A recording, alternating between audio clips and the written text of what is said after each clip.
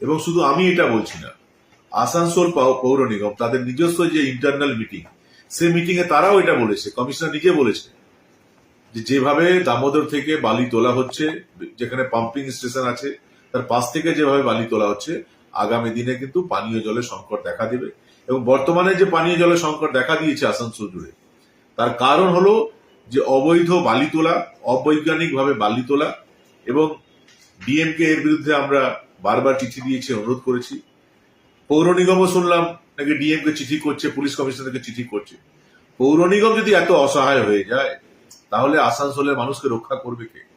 আরেকবার আসানসোলের জনগণকে আমি রিকোয়েস্ট করবো যে প্লিজ আপনারা এগিয়ে আসুন।